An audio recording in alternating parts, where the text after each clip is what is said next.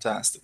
Okay, so today's topic, like I said, is laws of life and business. So we'll start with leadership. And what is leadership? Well, leadership is challenged to be more than mediocre. I mean, it's so easy to live a life where we just get by. We have enough. So we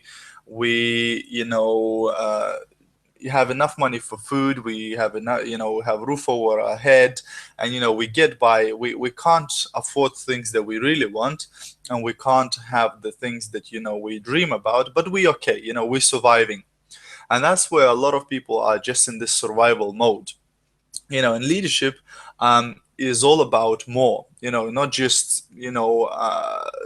just accepting whatever is there, but saying, could I do more? Because at the end of the day, if you could do more, should you? The question is whether there is a point in it. Should you do more if you could? And that's really the whole idea. And it's also to step up to a new level, a new dimension. So it's about stretching. It's about pushing yourself out of the comfort zone. It's about trying to learn something new, to become somebody better in the process. Jim Rohn always says, choose to become a millionaire, not for the money, but for what it makes of you. Because for you to go from where you are today to a millionaire, would you not have to change as a person? Probably you would. So that's really what it's all about. It's about the journey sometimes, and not the destination. And this new dimension has few things. First of all, it has opportunity. If you do decide to step up your game, you decide to go 100% in, then obviously there is a big opportunity there for you, in terms of monetary, in terms of lifestyle, etc., etc., etc. But also with that comes the responsibility, because when going gets tough, and it does get tough. I mean, if you read autobiographies of very successful business people, etc., where you'll find that a lot of them have gone bankrupt, regained the money again, gone bankrupt again, regained the money again, etc. So it's really, there's a lot of responsibility there too, and you have to accept the both. You can't just take one, and say, oh, I'll have the opportunity, but I don't want the responsibility. It doesn't really work like that. If you want to become a leader, then yes, you have a fantastic opportunity there, but also you have big responsibility, because now it's not only you, but you're also leading a group of people. So who wouldn't want that responsibility that goes along with an opportunity that builds an extraordinary life? So there's few things we should learn as leaders. First of all, we need to learn to be strong but not rude. You can be strong without being rude or arrogant. And that's where you have to have a posture, but you shouldn't be rude. Learn to be bold but not a bully. So do push yourself and do push people around you to a better place, and to another level, but don't become a bully where people you're just bullying people. So seize the opportunity, but don't push. And leadership by invitation, not by threat or aggravation, or intimidation. So it's really about inspiring people, and not really pushing them. So as a leader, we always want to lead from the front, because when you lead from the front, you invite people to follow you, and you inspire people to do the same. Whereas when we're sitting behind and we're pushing people forward, then it's a little bit different. So this leadership by inspiration to move up to the next level. So especially important in business, where you have a person who is at certain achievement level, and in finding a way to inspire those people to do whatever it takes to go to the next level, that's really the key of leadership. And different people have different what we call hot buttons. So different things will motivate those people. So becoming a leader, or being a leader, in part is actually learning to read people, to understand your team members. And the best way to do that, obviously, is by talking to them and asking questions. So what is it that motivates you? Don't just assume that money will motivate every person, or that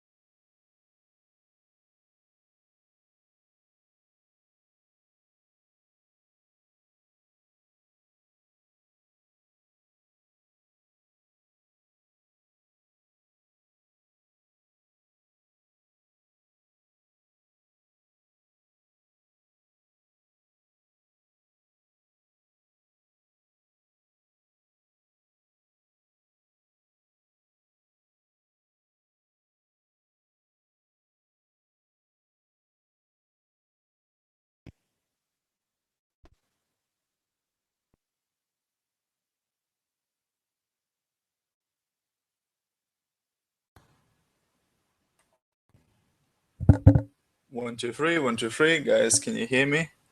I can see that you've lost me for a while. So let's just try to get this back up.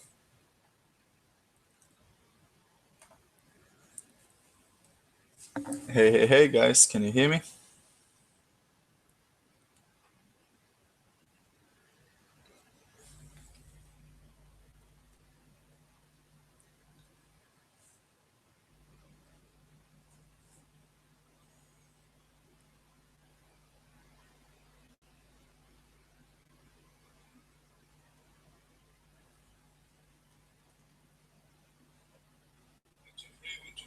Okay. So thank you. I'm back online. If you lose me again, just again give me a shout.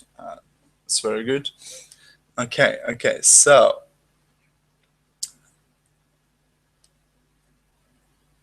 we've been speaking about the leadership. So we were talking who wouldn't want the responsibility that goes along with the opportunity that builds extraordinary life. So there's a number of things we have to learn, and we need to learn to be strong but not rude. We have to learn to be bold but not a bully. We need to learn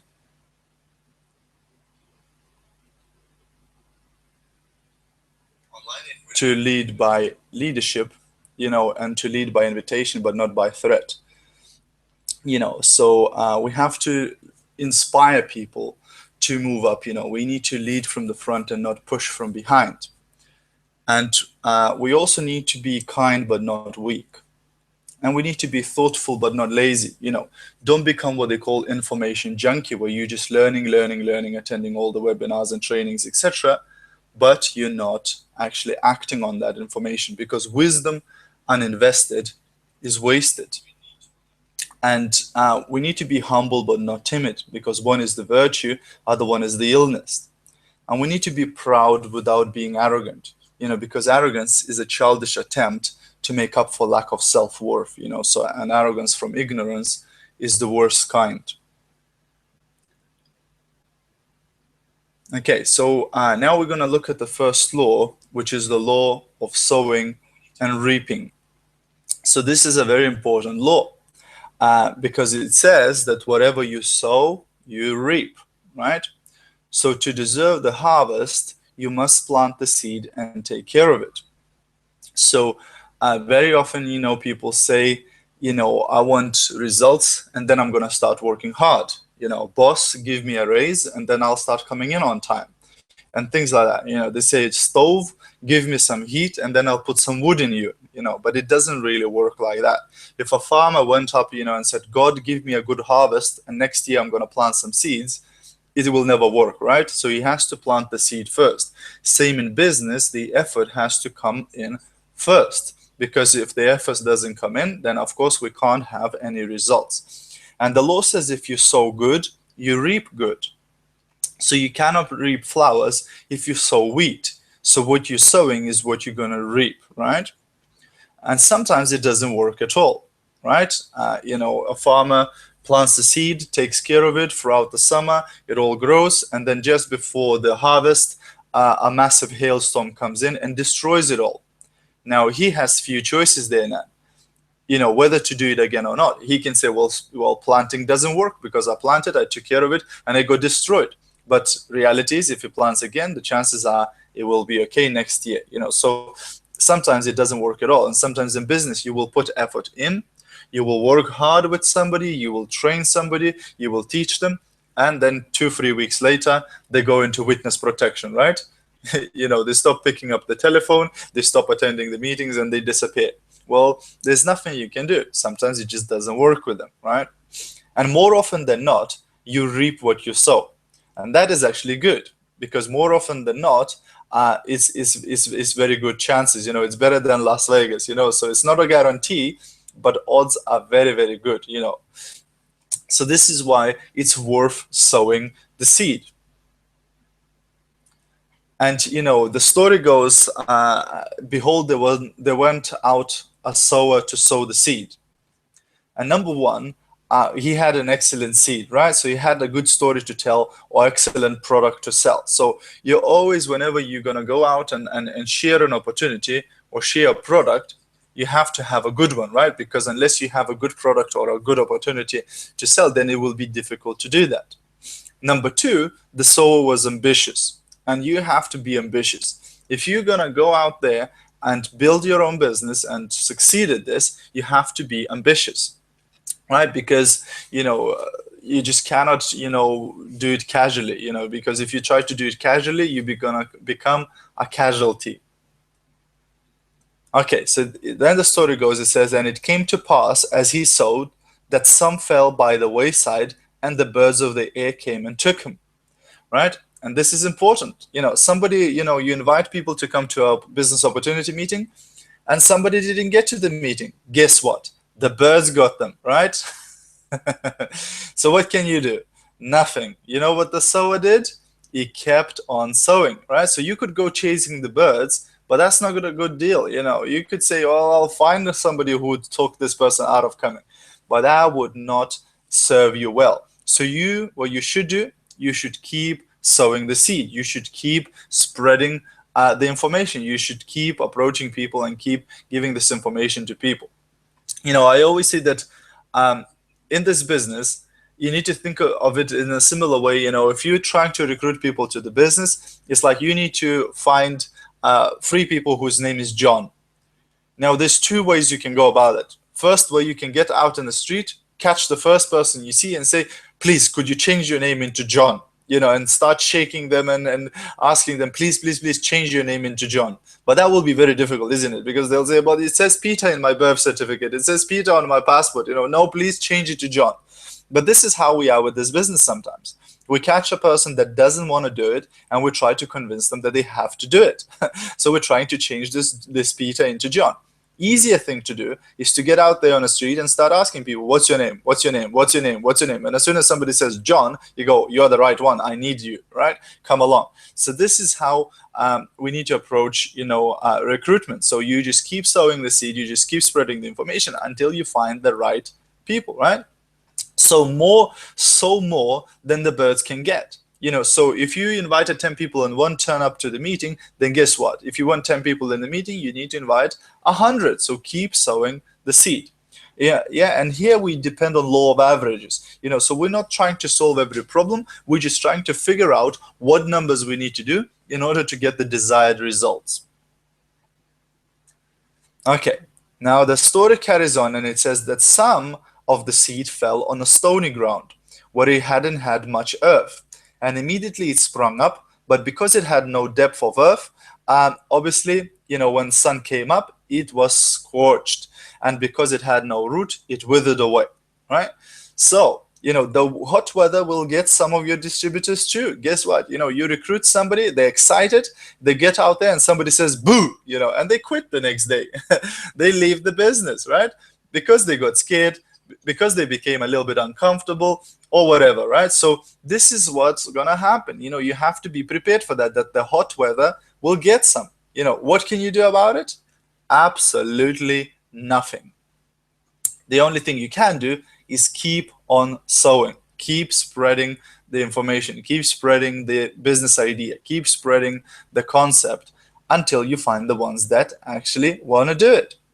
Okay, the story carries on, and it says some fell among the thorns, and the thorns grew up and choked it to death, and it died. So again, the thorns are going to get some, right? And these are the little cares of life, little duties, little distractions. You invite John to the meeting and John doesn't come. So you call John the next day, you say, John, I thought you were going to come to the meeting. And he goes, oh, no, some extra trash piled up in the garage, so I had to clear it all. You can't just let trash to take over your house, or, the door of the cupboard came off, and I had to fix it, and things like that. So a lot of people, let little things cheat them out of big opportunities. And this is how people are. They just sometimes get distracted by little things, and they forget the main goal. They forget the main objective, which is to build their business and to succeed at this business, right?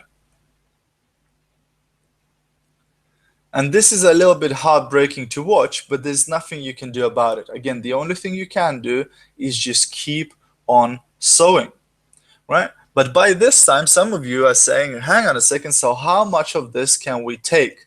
How much of these problems and distractions and birds and hot weather we're going to have, and how many people are we going to lose because of that? But guess what? And some fell on the good ground. And you know what? It will always be some that will fall on good ground too. And if you keep sharing the good idea, it will someday fall on a very good ground, on a productive ground, on a receptive ground, on a decision-making ground, right? So what we're talking here is the right people. Once you give the information to the right person, guess what? They are the good ground. In them, this seed will grow, they will become successful, they will work hard, they will produce results, and they will be focused and motivated to build their own business. And at the same time, obviously, your business will grow too. And it says, the story carries on, it says that, and some of it yielded fruit, and that sprang up and increased. And some brought 30%, some 40%, some 60%, and some even 100%, right? So again, even the seed that will fall on the good ground, it will not produce the same results in every single person. So everybody is different, and you have to understand that. Very often I hear distributors saying, I can't find people like me.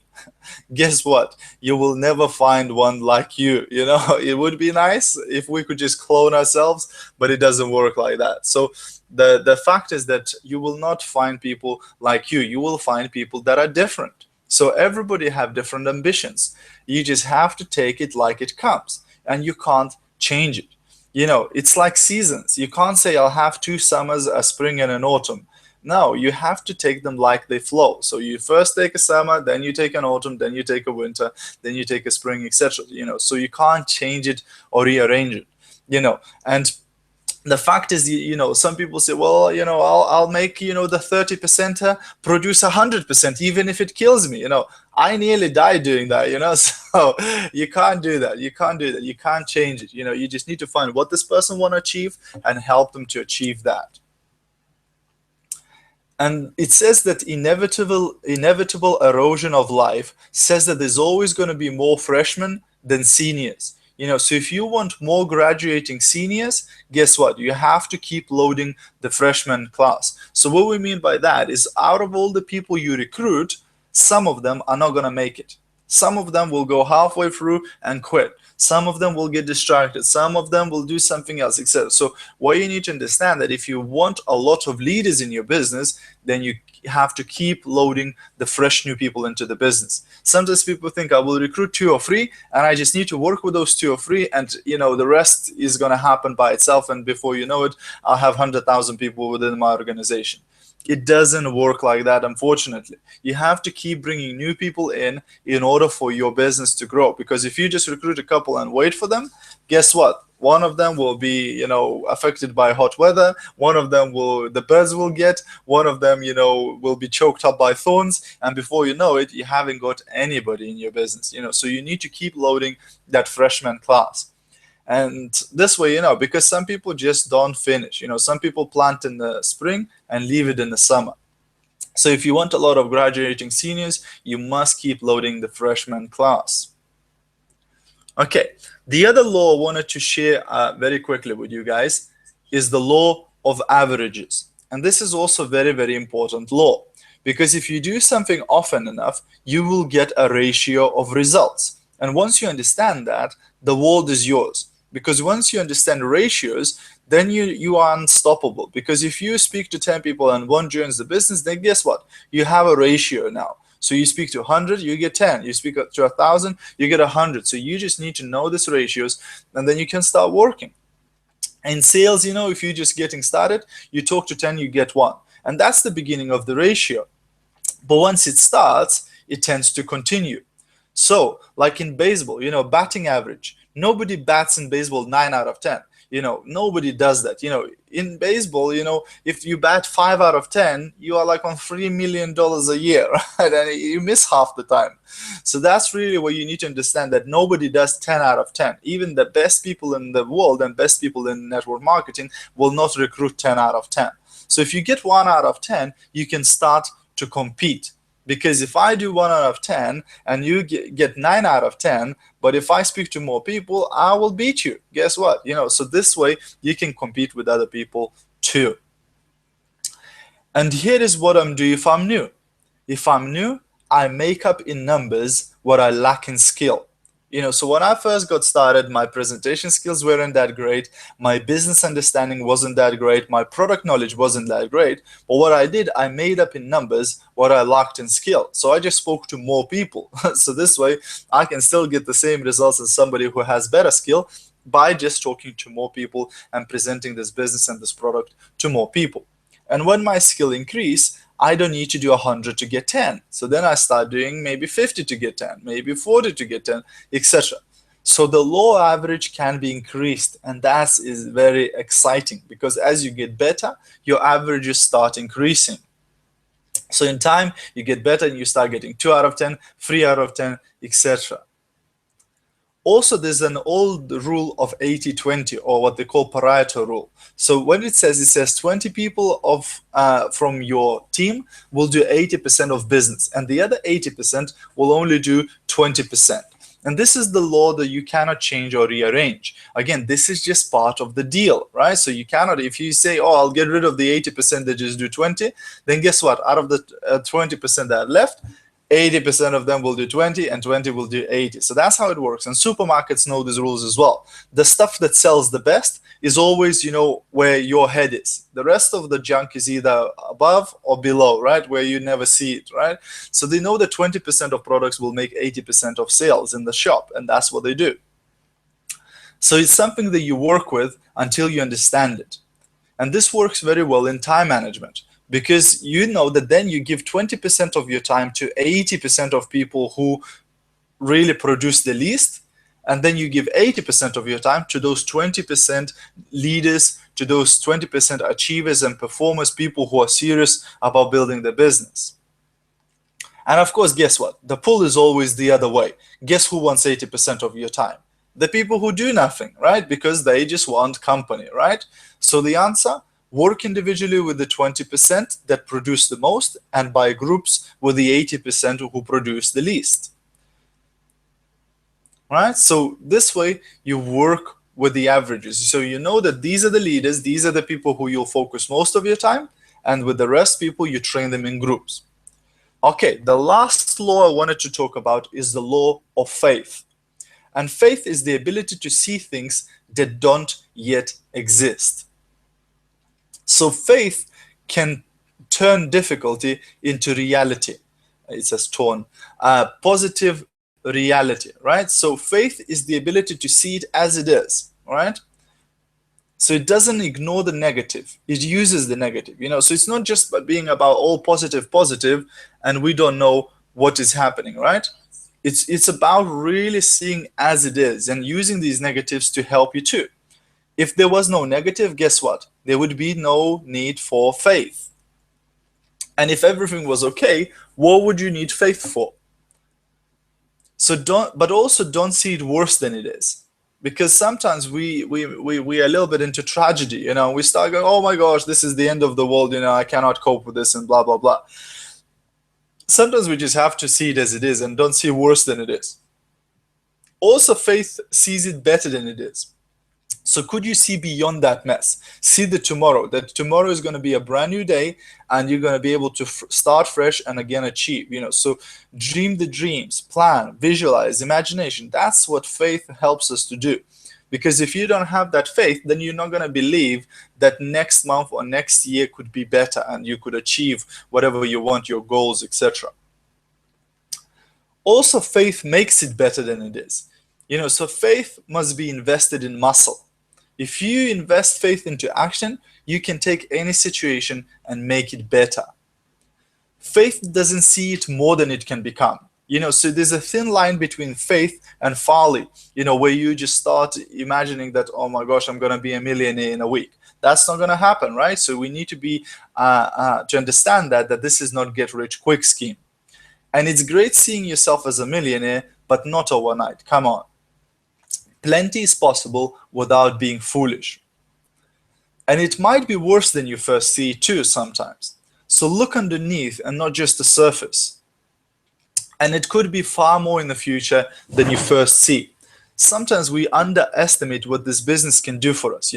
So sometimes we say that people overestimate what they can do in 1 year, but they underestimate what they could do in 5 years. So very often people want this instant gratification, instant results. But in this business, it doesn't really work like that. Sometimes it takes a little bit of time and effort and consistency for you to start seeing that snowball effect, that momentum start happening within your business. So ask for more faith and walk the next 100 feet. Okay, so we'll talk a little bit about working with people too. So learn to work with people who deserve it and not who need it. And this is a very, very important distinction. So a lot of people need more money, but do they deserve it? Do they actually work for it? Do they actually try to do something, or do they just whinge about it and complain how bad life is? So take a step if you want the help, and that's how you should always work with your people. So we teach people who deserve it. If that person starts to accelerate this, we start accelerating. If that person starts breaking, we start breaking. So I always say to a person, look, I don't mind losing money, but I hate losing time, because I can earn more money, but I cannot get more time. Once I spent a day, I have one less day to spend, and I don't have a limited amount of them. So this is why I'm very, very careful who I invest my time in. So when we work with somebody, we say, look, I'm going to be investing a lot of time and effort into you. Are you serious? Am I not just going to be wasting? And when people deserve it, it starts to accelerate their self-esteem, because they now say, look, I deserved it. I earned that. And self-esteem leads to action. Action leads to progress, and progress leads to fortune. So it's really, really important, because it's all associated. And don't expect a pear tree to give apples. So like we said earlier on, people have different goals and different aspirations and different motivation, and you need to find out what is it that they're going to do. Because some people are just going to be part-time people, some people going to be full-time people, and some people will be the world class, who will go the extra mile. So when you first brought somebody into the business, your job is to find out what is it that they want. Okay, and let them do whatever they can do. So encourage them and inspire them to bring out the best in them. Because at the end of the day, you can't change people, but they can change themselves. So the best you can do is inspire them and hope that they will do what they need to do in order to achieve those results. And of course, don't forget to give recognition and rewards, because that is so important. Once the person achieves something, make sure you recognize them, make sure you reward them for that. Okay, so I'd like to finish today's call with this last slide, which says, today I'm a wealthy man. And today I'm a wealthy man because there are a number of reasons. First of all, because of my heritage. I was blessed by parents, by the country, by the books I didn't have to write, by the courts I didn't have to gather, by the airplanes I didn't have to invent, and by the telephones. All of that I have inherited. So you have to understand how much you have inherited already, how much you didn't have to work for, and you already have it there. And sometimes we just take those things for granted. People 50 years ago or 100 years ago, they didn't have the stuff. You listening to me today, and some of you are far away from me, and just a couple of years ago, this wouldn't have been possible. But today we have that, and we just inherited it. We didn't have to go and invent that. We didn't have to create this, etc. So that's actually quite interesting. Also, I'm a wealthy man because of my experiences, because wealth is a commodity. Wealth is something that, it's amazing. Experience, it's unbelievable what you can do with it. So and this is one thing that nobody can take away from you. One of the millionaires, I think Donald Trump, says, if I lose everything again, I will rebuild it again because I have the experience and the knowledge. So knowledge is something nobody can take away from you. They can take away your money, but they can never take away your skills and your knowledge and your experiences. And you can use your experiences to achieve different things.